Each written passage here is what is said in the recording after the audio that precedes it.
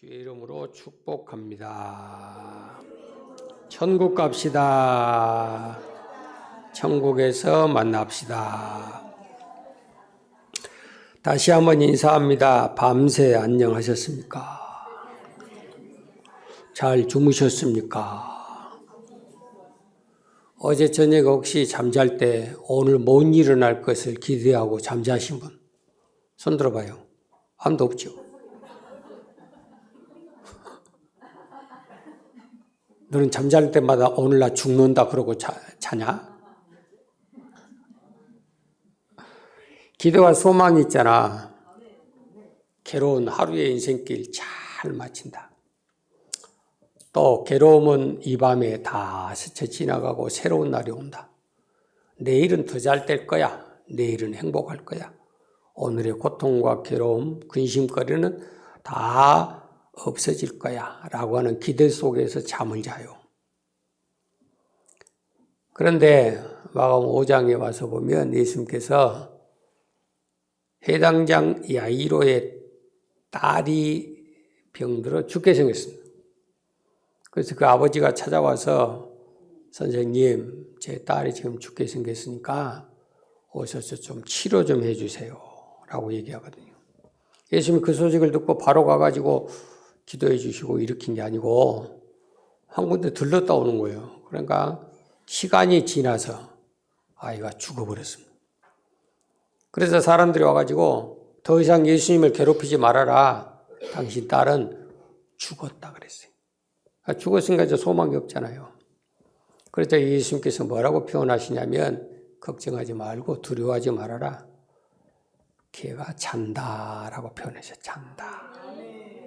기독교의 죽음은 잠자는 겁니다. 잠자는 거. 그러니까 그 잠에는 뭐가 있어요? 기대가 있고 소망이 있다는 거지. 다시 깨어난다는 소망이 있다는 것을 암시를 하고 있어요. 세상적인 말로 망하는 죽음이 있고 흥하는 죽음이 있어요. 그 망하는 죽음은 한자로 사망 그런 겁니다. 죽을 사, 망할 망. 저 사람 사망했다. 그건 죽어서 망했다 그 말입니다. 저 사람 죽음은 망하는 죽음이다. 그런 의미가 사망 그래요. 기독교에서는 사망이란 말을 안 쓰거든요. 그냥 다른 말로 하면 소천. 하늘로 부르셨다. 하나님께서 불러가셨다. 성도의 죽음은 사망, 죽어서 망하는 게 아니고 잠을 잔다. 육신의 잠을 자고 영적으로는 살아난다 라고 하는 그런 기대가 있는 거예요. 그래서 고린도서 15장에 대한 전장의 말씀의 가장 큰 핵심은 바로 그 잠에 대한 부분을 깨어나게 하는 그 사건을 부활이라고 그렇게 썼어요. 그래서 고린도서 15장 전장의 말씀의 내용이 뭐냐면 부활장이에요. 부활장, 개간장. 새우장 좋아하세요? 부활장을 더 좋아해야 돼. 그는 먹어도 썩을 것이고 먹고 4시간 후에 가고 다시 반납해야 되지만 부활장은 아무리 먹어도 돈도 안 들고 여러분이 제일 좋아하는 돈도 안 들어. 한 번씩 가서 사 먹으려면 최소한 2, 3만 원씩 들잖아. 그런데 여러분 그냥 공짜로 맨손으로 막 와도 막 하나님께서 네 먹고 남을 정도로 막 장을 주시잖아. 부활장. 이 부활장의 의미가 무엇이냐라고 하는 것을 말씀하면서 오늘 본문에 이 18절 보면 18절에 그리스도 안에서 잠자는 거다 그렇게 표현했어요. 잠자는 거. 그러니까 부활장의 핵심은 뭐예요? 성도의 죽음은 잠과 같다. 그 잠자는 것과 같다. 그러면서 20절 가서 보니까 잠자는 자들의 첫 열매가 되신다. 누가? 그리스도가 그랬어요. 그러니까 우리에게는 그 죽음이라고 하는 것이 잠자는 것과 같고 그 죽음이 절대로 우리에게 어떤 세상적인 가문이설이 아니고 역사적인 실질적인 사건이다라고 하는 걸 지금 말씀하고 있는 거예요. 그래서 우리는 그리스도 안에서 모든 성도가 다 잠잘 것이지만 때가 되면 반드시 51절 가서 보면 호련히 변하여 주의 나팔 소리와 함께 일어나리라. 잠자는 자가 다시 깨어서 일어난다. 그렇게 표현을 하고 있는 걸 볼 수가 있어요. 따라합니다. 기독교는 부활의 종교다. 12절 함께 읽습니다. 시작. 그리스도께서 죽은 자 가운데서 다시 살아나셨다 전파되었거늘 너희 중에서 어떤 이들은 어찌하여 죽은 자 가운데 부활이 없다 하느냐. 아멘. 사도행전 17장 가보면 바울이 아덴이라고 하는 장소에 가서 복음을 전해요. 그런데 그 사람들 속에 있는 특징이 뭐냐면 종교성이 많아. 종교성. 영혼에 대한 갈급함. 위대한 거대한 신에 대한 그런 의지함. 그런 것들이 너무 많아요. 그래서 그걸 보면서 야 아덴 사람들아 너희 속에는 종교성이 너무 많다. 자기가 믿고자 하는 신을 만들고 거기에다가 온 정성을 다 쏟아붓는 거예요. 그러니까 그게 너무 허무한 것들이라 그걸 쳐다보면서 그걸 지적하면서 뭐라고 지금 가르치냐면 야야 그것보다도 니들이 지금 만들어서 섬기는 신보다도 더 좋은 게 있는데 그게 바로 죽은 자가 부활했다는 거다. 여러분이 아멘한 것 보면 여러분 진짜 심통방통해. 봤어요? 경험해 봤어요? 그런 적도 없으면서 앉아서 막 뭔가 보고 경험한 것처럼 막, 막 하늘이 솟아져라고 막 쑤셔대는데, 아덴 사람들은 쑤셔댔어요. 기롱으로. 바울이 죽은 자가 부활했다, 죽은 자의 부활이 있다라고 설교를 하니까 어떤 사람들은 그 죽은 자가 부활했다는 소리를 듣자마자 기롱하게 되었고, 그렇게 써놨어요. 기롱했다라고 하는 것은 입을 삐쭉삐쭉거리면서 비웃었고 조소했고 조롱하고 무시했다라고 말합니다. 그러니까 잘 들어보세요. 예수님께서 오셔서 첫 번째 복음의 메시지가 야 천국이 있어. 그 사람들이 뭐라 그랬어요? 기롱했죠. 그런 게 어디 있어? 창세 이후에 천국이 있다, 하나님 나라가 있다라고 들어본 적이 없어요. 전에 본 사람도 없어요. 그런데 예수님이 오셔서 야 천국이 있어. 그래서 첫 번째 메시지가 마태복음 4장 17절에 회개하라 천국이 가까웠다. 그걸 기롱하는 거예요. 야 눈에 보이는 것도 못 믿는 판에 안 보이는 걸 어떻게 우리가 믿나. 우리가 살고 있는 것도 지금 못 믿는 판인데 어떻게 경험해 보지 못한 죽은 다음의 생활을 우리가 어떻게 믿나. 그런 일들이 벌어지잖아요. 마찬가지. 자, 이 복음의 역사는 사실이지만 이 사실적인 얘기를 전한다 할지라도 첫째, 안 믿는 사람이 있어요. 그 안 믿는 사람 누구냐면 믿음이 없는 사람. 믿지 않는 불신자예요. 그러니까 믿지 않는 부모나 믿지 않는 남편이나 아내나 자식이나 형제간들이 죽은 자가 부활했다라고 하는 이 소식을 전할 때 안 믿거든 여러분이 당연하다고 인정하시고 접근을 하셔야 돼. 나는 믿는데 너는 왜 못 믿냐? 나는 확신이 있는데 너는 그것도 못 믿냐? 이 믿음이 없는 귀신아 예수 이름으로 떠나라. 그러고 싸우면 전쟁이 일어나는 거예요. 깨달아지세요? 그러니까 안 믿는 사람들, 믿음이 없는 그런 세상적인 사람들이 기롱하고 조소하고 입을 삐죽거리면서 돌멩이를 집어던지는 그런 일이 있을지라도 그런 일은 있을 수 있다. 알았지요? 그렇게 해야 여러분 신앙생활이 편해요. 그리고 안 믿는 불신자들을 접근할 수 있는 방법이 생기는 거예요. 나하고 수준이 똑같다고 생각을 해버리니까 복음의 모든 장벽이 다 문을 닫아버린 거예요. 깨달아지세요? 자, 그래서 믿지 않는 자들이 그 사실을 듣고 안 믿은 것이 있는데 두 번째 더 심각한 것은 믿는다는 사람들이 안 믿는다는 겁니다. 여기 서서 말씀을 전하는 목사부터 그 사실을 못 믿는 거예요. 신앙생활을 30년, 50년, 70년, 80년 생활을 한 장로, 권사, 집사들 속에도 안 믿어요. 그런 사람이 어디 있어요? 사두개인들이라고 들어보셨죠? 바리새인이 있고 사두개인이 있어요. 이 사람들은 하나님에 대한 특심이 있었어요. 우리가 믿는 것보다도 몇 갑절의 열심과 특심을 가지고 살았던 사람들이에요. 성경에 대해서 능통한 사람들, 구약의 율법에 대해서 1.1획 놓치지 않고 다 외워버린 사람들. 저희들이 성지순례 가서 통곡의 벽 앞을 가보니까 노인들도 젊은이도 애들도 그 앞에 와가지고 까만 모자에 옷을 쫙 입고요. 거기서 막 머리를 막 진동을 하면서 그거 보니까 두루마리로 큰 동그랗게 생긴 성경책이 있어요. 그것을 이렇게 돌려요. 한 사람이 돌리고 한 사람이 풀어주고 그 가운데 있는 사람은 능통해버려요. 그렇게 능통한 성경의 지식의 이론의 신학의 철학에 능통했던 사람들이 부활도 안 믿고 천사도 안 믿고 영혼도 안 믿었더라 그랬어요. 우리 믿음의 생활이 우리의 종교의 생활들이 그 바리새인 사두개인보다 우리의 의가 더 의롭지 아니하면 천국에 못 간다는 주님의 경고를 우리들이 명심해야 됩니다. 그들이 그렇게 열심을 가지고 사는 것에 대해서 잘못됐다고 지적하면 안 된다 그 말이에요.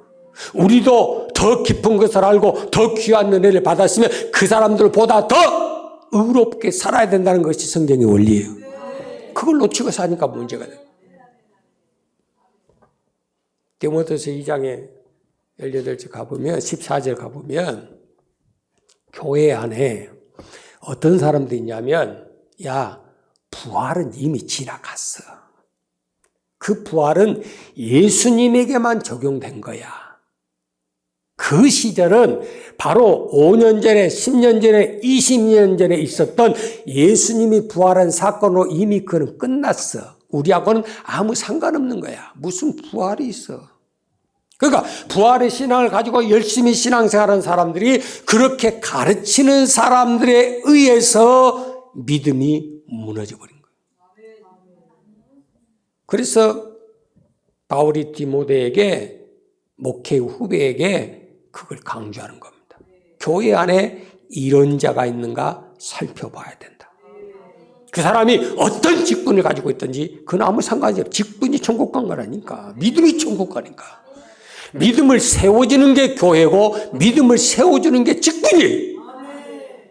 그런데 믿음을 가지고 있는 것까지라도 무너뜨려버리는 그것은 사단의 역사지 하나님의 역사가 아니에요.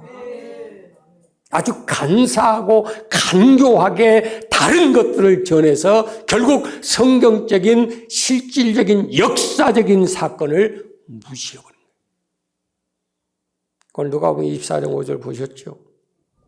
두 번째 믿는다고 하면서 어떤 사람들이 있냐면 산자를 죽은 자 가운데서 찾고 있는 신앙인들이 있다는 겁니다.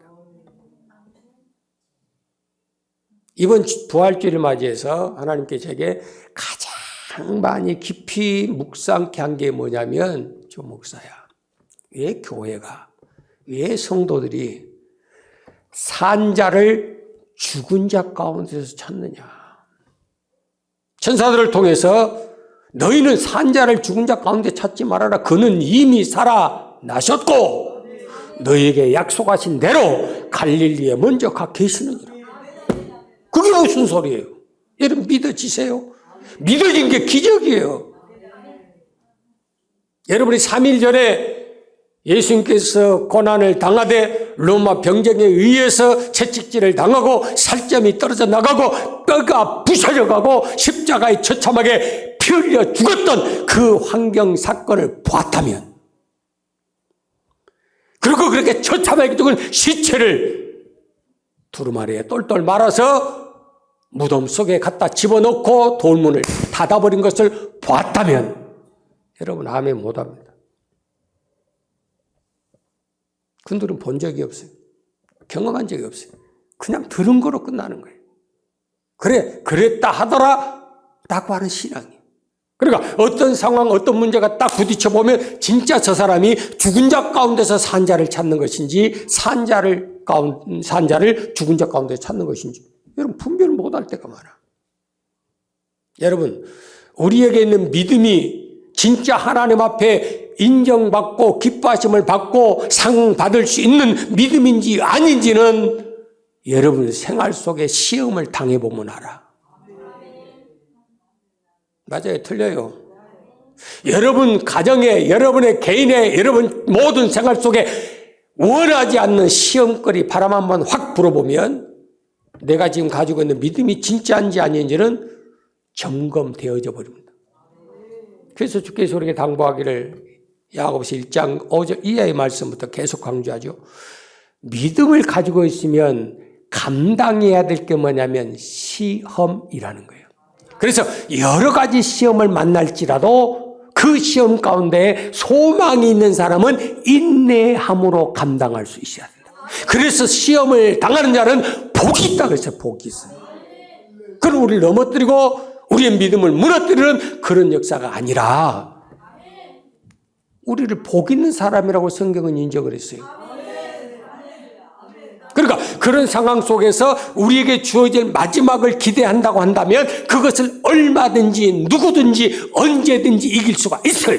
그러나 그런 마지막의 결과를 우리가 기대하지 못하고 살아가니까 현재적으로 눈에 보이는 것에 지금 당장 임하는 것에 쉽게 다 넘어지고 깨지고 엎어지는 거예요. 우리가 어떤 시험 가운데 있을지라도 하나님을 생각함으로 오래 참고 기뻐하는 자가 진짜 복 있는 사람이다. 하나님을 생각함으로 고난을 당해라. 시험을 감당해라. 우리의 모든 시험에는 환난 가운데는 인내가 필요하다. 인내는 연단이 필요해. 연단은 소망을 주어 그런 소망이 오히려 우리들에게 큰 기쁨을 줄 수 있는 그런 상황이 될 수 있도록 만들어가라 그 말입니다. 만들어가라. 믿음이 적은 자는 그 적은 것 때문에 넘어지고 깨지고 엎어지는 거예요. 그 믿음이 크면 그런 자잘그릇스럽던 그런 문제는요 얼마든지 쉽게 넘어가 버립니다. 아이들을 보면서 그걸 못 느낍니까? 어른들을 보면서 밥알태가 하나만 익어도요 목에 걸려가지고 킥킥거렸어요. 어제 저녁에도 밥 먹으면서요 제 밥그릇의 90%는 지가 다 먹었어요. 나 어제 밥 거의 안 먹었어. 가져다 주는 그냥 새싹이나 삶아서 많이 먹었지 밥은 손을 안 댔어요. 애가 다 먹어버려. 잘 먹네. 그리고 조금 더 먹여요. 조금 더 먹여. 반찬들도 조금 더 먹여. 조금 더 매운 거 먹여. 잘 먹습니다. 지 엄마 닮았고요. 매운 거 얼마나 잘 먹은지 몰라. 하면서도 밥 한 그릇 탁탁 때려치워. 그걸 보면서 야 너같이 좀 성장해야 되는데. 먹는 것도 성장하고 생각하는 것도 성장하고 행동하는 것도 성숙한 그리스도의 장성한 분량 1위여야 되는데 왜 우리는 여전히 1살 때 버릇 지금도 가고 3살 때 버릇 60 가고 왜 그게 바뀔 가능성이 전혀 없을까?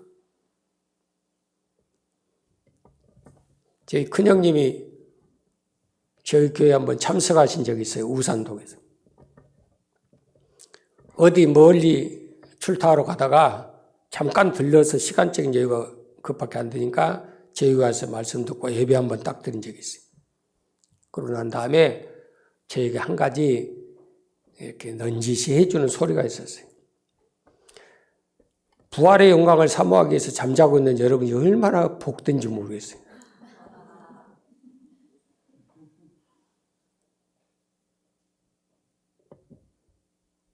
세상에 주님을 만났다, 내가 주님 안에서 거듭났다, 내가 변해서 새 사람이 됐다, 내가 하나님의 종이 됐다라고 하는 사람들이 있다는 겁니다.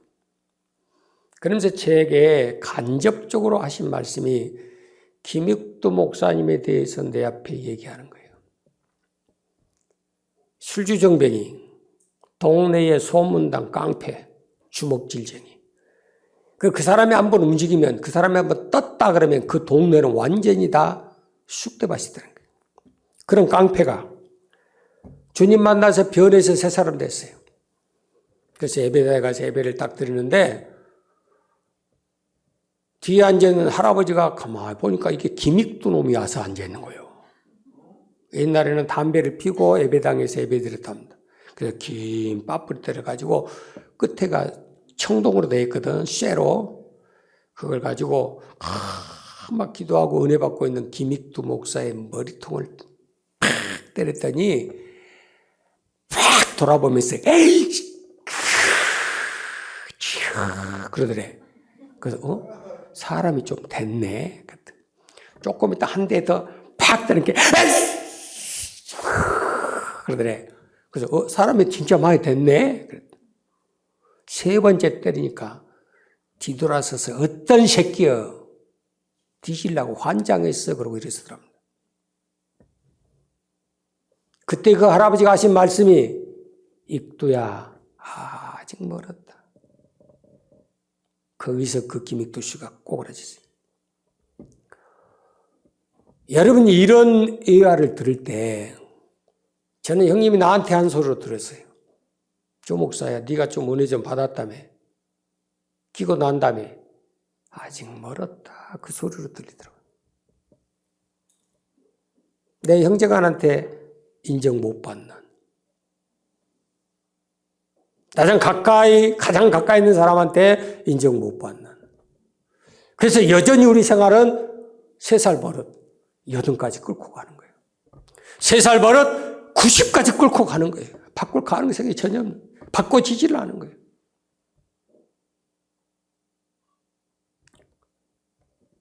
사랑하는 여러분, 하나님께서 우리에게 보지 못한 것도 듣지 못한 것도 깨닫지 못한 것도 본 것처럼 들은 것처럼 확신을 갖게 하신 그것이 은혜인 것인 걸 여러분들이 놓치면 안 된다. 여러분이 그 모든 삶을 믿음의 선진들이 다 살아본 그것을 내가 살아보고 나도 그렇게 하랍니다. 믿어볼랍니다. 그러고 한다면 여러분 여기서 살아있을 사람이 한 명도 없어요. 제발 간곡히 부탁합니다. 산자를 죽은 자 가운데서 찾지 말기를 바라요. 그분은 이미 살아나셨어요. 그분은 이미 우리보다 갈릴리에 먼저 가 계셔요. 그분은 우리를 위해서 먼저 그 갈릴리에 떡과 고기를 준비하시고 연약함과 피곤함과 세상 속에서 좌절과 낭만 가운데 있는 자들에게 위로하기 위해서 만찬을 준비하고 계셨어요. 이게 부활의 주님의 실질적인 증거예요. 그래서 다시금 우리에게 말씀합니다. 믿지 않는 자가 부활이 없다고 하든지 믿는 사람들이 부활이 없다 하든지 우리는 항상 두 길을 가지고 듣고 점검하고 확증하고 확인하고 우리의 믿음을 세워야 될 의무가 있는 거예요. 안 믿는 사람들이 없다고 해서 그것에 쏠리고 믿는다는 사람들이 또 그런 소리에서 거기에 쏠리고 결국은 우리의 믿음이 무너뜨려져 버리고 누가 좋아할 일이요? 마귀 귀신이나 좋아할 일이지. 하나님이 기뻐하시도록. 복된 부활의 말씀의 능력이 우리 가운데 충만하기를 바랍니다. 오늘 말씀합니다. 다시 보세요.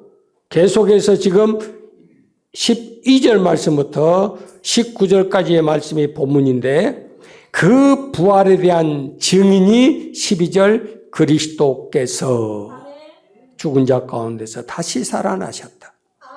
여기에 다시 살아났다는 그 다시라는 단어를 9번씩이나 반복합니다. 부활은 다시 어디서 많이 들어본 소리하고 똑같죠. born again 거듭남이에요. 그 born again 다시 태어난다. 그게 부활이에요. 그게 베드로서 1장 3절을 통해서 우리에게 하나님께서 유일한 산소망을 줬는데 그 산소망은 거듭남이요 부활이다 그랬어요. 하나님은 우리에게 아들을 통해서 부활의 사건을 주신 것은 모든 믿는 성도들로 하여금 거듭남을 통해서 부활의 은혜를 먼저 경험해야 한다는 것을 약속하는 거예요. 거듭난 자만 천국 가는 거예요. 부활한 자만 천국 가는 거예요. 그것이 하나님의 절대적인 원칙이에요. 요한복음 3장 5절에. 그렇다면 왜 그리스도가 죽은 자 가운데서 살아나셨다라고 하는 이것이 복음의 실체일까? 바꿔 말씀하죠. 기독교는 부활의 종교라고 했어요. 그렇다면 부활이 없는 종교는 과연 어떤 결과를 가져올까? 그것도 아셔야 돼요. 우리가 고집부린 것 같지요.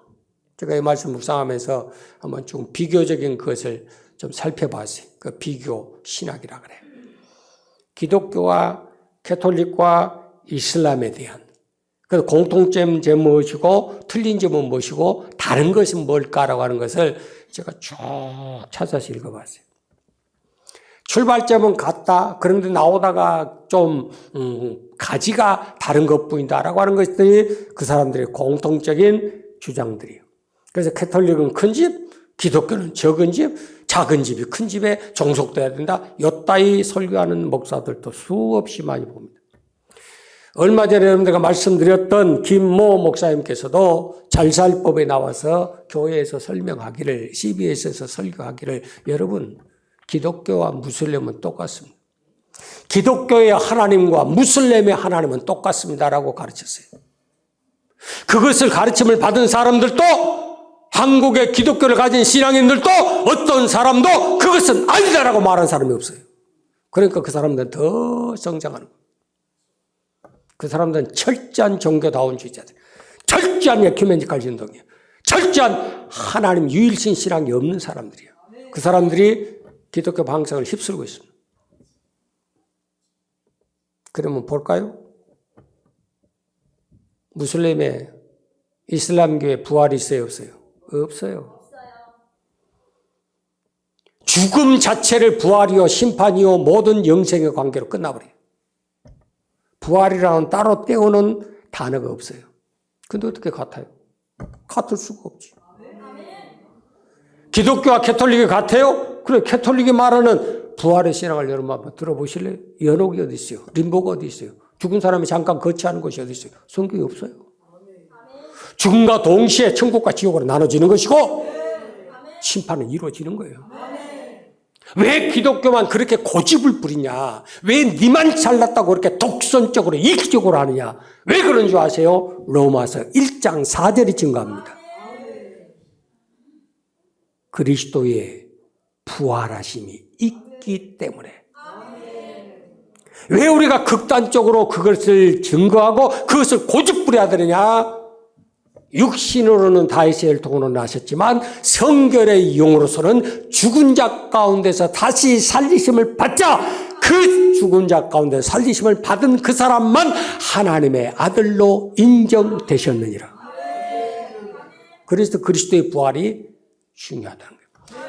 만약에 그리스도의 부활이 없다면 그러면 우리는 어떻게 될 거냐 말이에요. 우리는 이방 종교들이 가졌던, 이단 종교들이 가졌던, 아니면 안 믿는 세상 사람들이 가졌던 어떤 종교의 형태든지 간에 그들은 그들이지만 만약에 신앙생활하고 있는 저와 여러분이 그 그리스도의 부활이 없다라고 하면 우리는 과연 어떤 존재일까?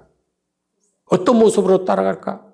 그걸 오늘 말씀의 12절부터 19절 말씀까지 쭉 기록을 합니다. 13절 시작. 만일 죽은 자의 부활이 없으면 그리스도도 다시 살지 못하셨으리라. 아멘. 부활이 없으면 그리스도에 다시 사는 것도 거짓말이에요. 낮에 틀려요. 그리스도가 부활했다는 사실은 뭐지요? 부활은 있다는 겁니다. 이게 첫 번째 원칙이에요. 깨달아지죠? 두 번째 14절 봅니다. 시작. 그리스도께서 만일 다시 살지 못하셨다면 우리의 전파하는 것도 헛것이요 또 너희의 믿음도 헛것이며. 아멘. 여러분 믿음 생활한 거 다 헛것이에요. 신앙생활한 거 다 헛것이에요. 헌금한 거 다 헛것이에요. 수고하고 봉사하고 섬기는 거 다 헛것이에요. 여기에 중요한 단어가 나옵니다. 첫째, 우리가. 두 번째, 너희도. 14절 보세요. 그리스도께서 만일 다시 살지 못했다고 한다면, 부활이 없다고 한다면 우리가 전파하는 것이 헛것이요. 여기 서서 복음을 전한다고 말씀을 전하고 있는 목사가 헛것이라고 말할 것이요. 내가 헛것이라고 했어. 두 번째, 듣는 여러분은 온전할 줄 아세요? 네가 가지고 있는 것도 듣고 있는 것도 헛것이요. 바꿔 말하지요? 잘 들어요? 여기 서 있는 사람이 99가지를 바르게 전했어요. 한 가지 여러분에게 잘못 전했어요. 그러면 어떻게 되죠? 99은 잘못돼 버려요. 그걸 명심하셔야 돼. 이단이라고는 말은 99가지가 기독교하고 똑같아. 그러나 한 가지만 틀려. 지가 그리스도요. 지가 하나님이요. 그러면 어떻게 되는 거예요? 99가지는 다 거짓말이야. 이것하고 똑같은 거예요. 깨달아지세요? 그래서 그리스도의 부활이 없다고 한다면 지금 말씀을 전하고 복음을 전하고 나가고 섬기고 순종하는 모든 전체가 헛것이고, 그것을 듣고 앉아있는, 말씀이라고 듣고 있고 예배 생활하고 있는 여러분 자체도 헛것을 믿고 있다고 말이에요. 얼마나 불쌍하겠어요. 깨달아지세요? 더 나가서 15절 시작. 또 우리가 하나님의 거짓 증인으로 발견되리니. 아멘. 누구라고요? 거짓 증인이요. 거짓말하고 있는 자요. 결국은 요한복음 8장 44절에 거짓말하는 자의 본질이 누구냐? 네 거짓 애비, 네 조상 마귀니라 그랬어요. 그러니까 귀신 든 것이 있어서 지금 가르치고 있는 거예요. 그리고 그거 듣는 사람은 어떻게 되는 거야, 대가죠? 하나님의 거짓 증인으로 발견된다 말씀하고 17절 가서 시작. 그리스도께서 다시 사신 것이 없으면 너희의 믿음도 헛되고 너희가 여전히 죄 가운데 있을 것이요. 아멘. 우리가 가지고 있는 믿음이 다 뭐예요? 다 헛것이에요. 10년, 30년, 50년, 90년, 100년 쌓아놓은 거 다 헛것이에요. 아무 필요 없는 거지. 우리가 가지고 있는 믿음도 헛것이고 더 중요한 건 여전히 네가 죄 가운데 있을 것이다. 잘 들어봐요. 부활은 뭐가 연관되어 있다? 죄와 연관되어 있다. 부활이 있어야 죄 문제가 해결된다는 거예요. 죄 문제가 해결된 사람만 부활의 영광에 참여할 수 있다는 거예요. 사는 날 동안 우리가 가진 허물과 죄 문제를 해결을 받아야 죽을 때 부활하여 하나님의 영광에 참여한다는 사실을 절대 잊어버리면 안 돼요. 우린 죄 문제 얘기하지 마세요. 저주에 대한 설교하지 마세요. 지옥 설교하지 마세요. 형벌에 대한 설교하지 마세요. 그럼 뭔 설교할 거예요? 이 세상 사는 날 동안에 우리가 살아있는 날 동안에 그 문제를 해결받아야 죽어서 편한 거지. 살아있는 동안에 해결을 못 받으면 죽어서 그 문제를 감당을 해야 되는 거예요. 그게 지옥이. 깨달아지세요? 그러니까 목사는 목숨 걸고 여러분에게 살아있는 날 동안에 우리가 짊어지고 있는 무거운 허물과 죄를 해결해야 된다, 해결해야 된다. 그것을 해결받을 때마다 하나님이 우리에게 주시는 그 은혜가 죽은 자 가운데서 살리신 이의 영이 우리 안에 거하게 되시고 그 죽은 자 가운데서 살리신 이가 나를 여전히 의의 길로 걷게 하시느니라. 로마서 8장 12절 13절. 로마서 8장만 잘 읽어봐요. 아주 기가 막힌 말씀들. 부활했다고 그냥 내가 믿습니다라고 해서 되는 거 아니에요. 그 부활하신 이의 영이 내 속에 있어야 되는 거예요. 그래야 우리 믿음이 헛되지 않은 거예요. 우리가 죄 가운데 있는 게 아니고 오늘 또 의로운 하나님의 자녀로 여기에 서 있는 거예요. 아버지가 별로 기분 나쁘잖아요. 그렇죠? 제가 며칠 전에도 그 얘기했어요. 우리 애들도 말한 거 보면 엄마 하고 들어오지 아버지 하고 들어오는 거 한 명도 못 봤어요. 뭔 문제 있잖아요. 엄마하고만 소긋소긋소긋 하지 아빠하고는 전혀 없어요. 가끔 한 번씩 합니다. 돈 필요한 거 그러지 그 외에는 아버지가 별로 없어. 근데 오늘 기도할 때 첫 기도를 제가 어떻게 한 거 기억나세요? 자비하신 하나님 아버지 자녀된 우리가 주님 앞에 왔습니다. 첫 번째 기도를 그렇게 했어요.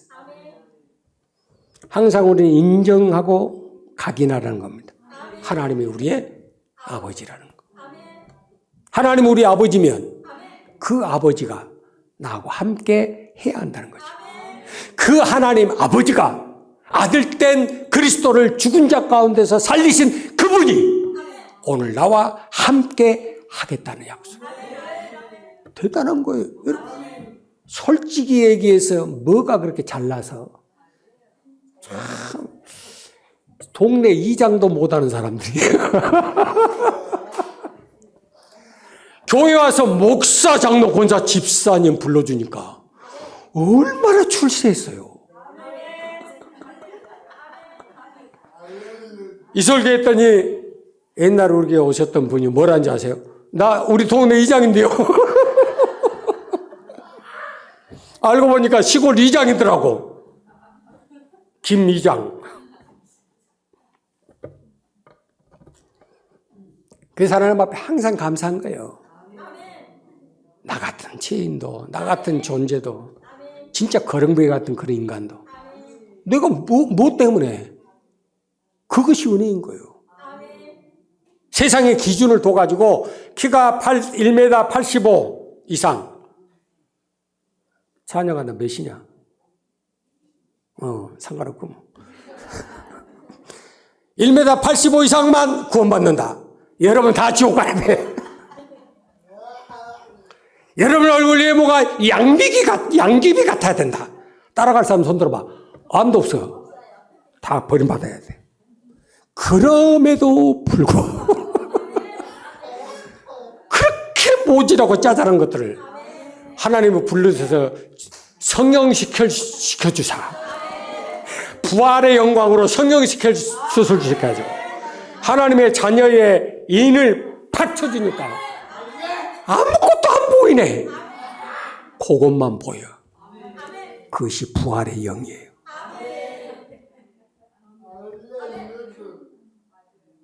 죽은 자 가운데서 살리신 이의 영이라고 하는 것이 인침을 받는 거거든. 그 인침을 받는 순간에 여러분을 대하는 모든 상황이 달라져 버려요.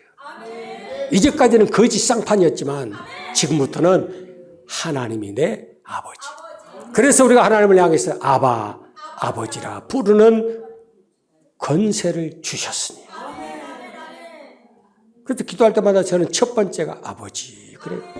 다른 건 아무 필요 없어. 아버지. 그럼 그 응답이요. 바로 하나님께 바로 와버려요. 그럼 더 길게 할 것도 없고 뭐 할 것도 없고. 제가 여러분들 기도해 드리는 거 보세요. 막 잡고 틀어잡고 막 통들었다 뽑아댑니까? 아니요. 몇 초. 그래도 하나님 해결 다 하시는 거예요. 내가 하나요? 아버지가 알아서 하시는 거예요. 깨달아지세요? 좀 더 나가서 18절 시작. 또한 그리스도 안에서 잠자는 자도 망하였으리니 아멘. 부활에 없다면 여러분은 망하는 자예요. 내가 망하면 가정이 망해. 내가 망하면 자손이 망해. 내가 망하면 사업이 망해.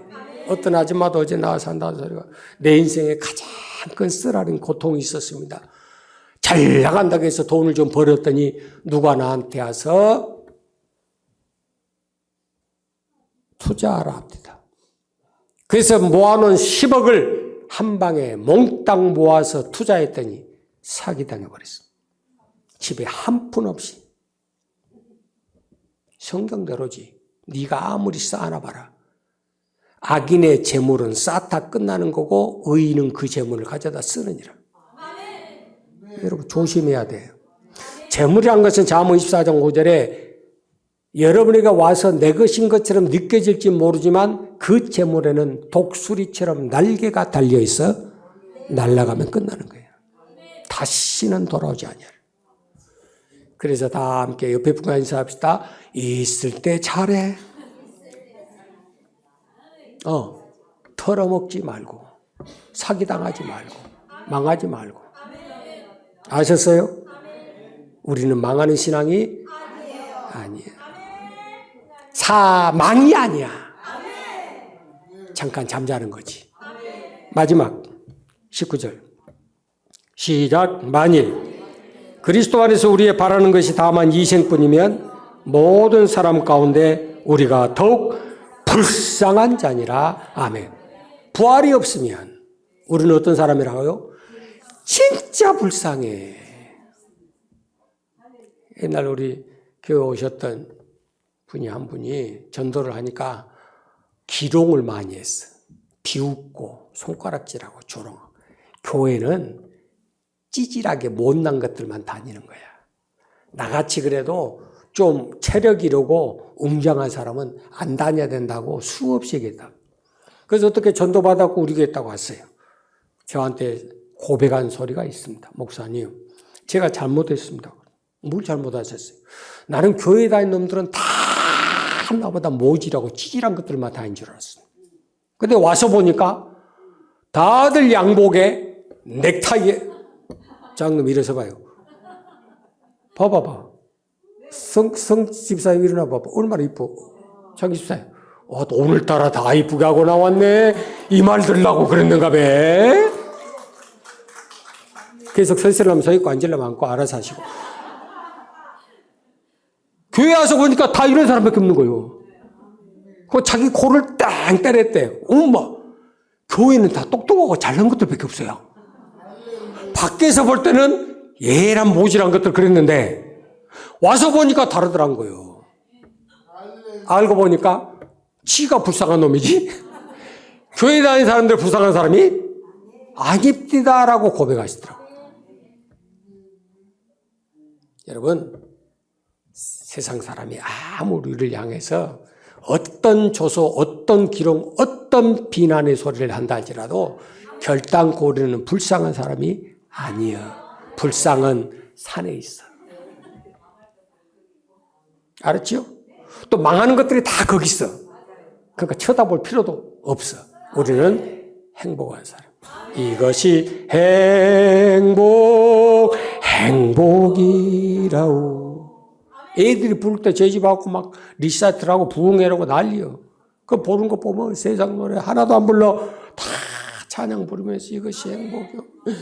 이번에도 지 아버지가 찍어놓은 거 보니까는 막 지 혼자 막 설교를 하는데 한참 설교를 하더니 예수피!